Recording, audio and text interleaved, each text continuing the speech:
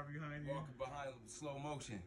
You know what I'm saying? Yeah. Fat Lip, Pharcyde, formerly of the Pharcyde, in Denver for the second time. 2 times a charm. You know what I'm saying? Hell yeah. Got Imani, we got Slim Kid Trey, we got DJ Abilities. You know what I'm saying? Shout out to Finality Entertainment and the whole crew, DJ Sin. Yeah. You know what I'm saying? We got Sam at the merch. It's going down. Getting live. Yeah. So how you like it back in there? Maybe on the road? Is this the first time in a minute or what?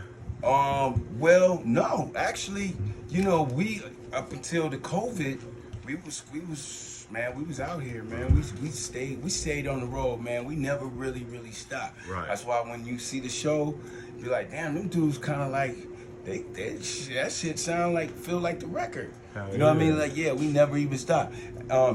Even when if it was 2 over here, 2 over there, we was, you know what I mean? So it was, but it's great to be back. And nobody's wearing no mask. Everybody's, it's like that shit didn't even happen. It's like, yeah, man, we having a good time, man. So last time I had you on the podcast, man, I asked you about who did graffiti on the bus. And that was, you were one of the ones that does graffiti. What you used to write? TYME, time. Time? Yeah. It was cool. I was alright. How'd you get into graffiti?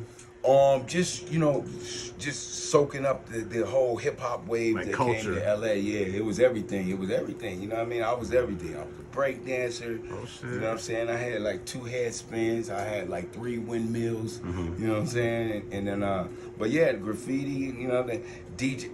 Man, I'm a real b-boy. Yeah. I'm like, shit. Breakdancing, graffiti, DJing the whole 9. Yeah, damn, man, shit.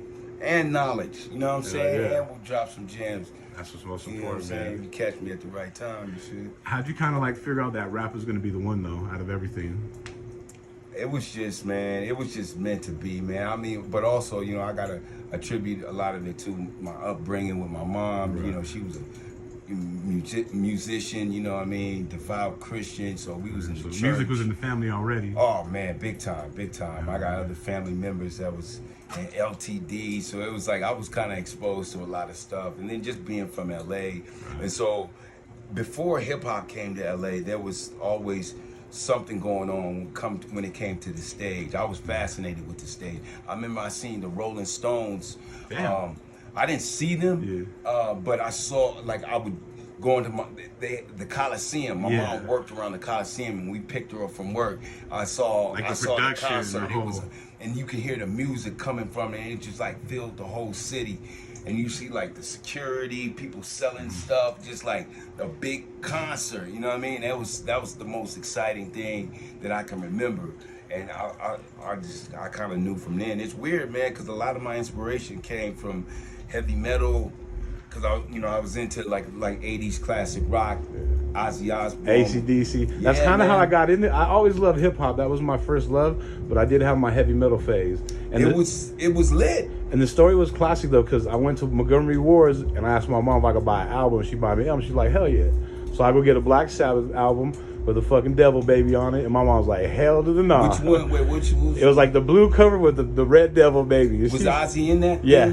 And she seen that shit and was like, fuck no, so I grabbed Run DMC, you know what I mean, instead. And like, she was not having that shit though. You know? It was a phase, but it was quick because they kind of hit that shit in the bud. Like, they're like, nah. Yeah. No, that's, especially like I was saying, my mom, like the most devout Christian. She was in, but maybe she knew it was a phase. Like Rush, they wasn't even hiding all the pentagrams and all of that. But then when I see NWA, and like Eminem, I was already relating them like, oh, so you got to target the 13-year-olds, you know what I'm saying? Like, just like the provocative things for the teenagers, to piss the parents off, because the same thing that happened in heavy metal was the same thing in hip hop.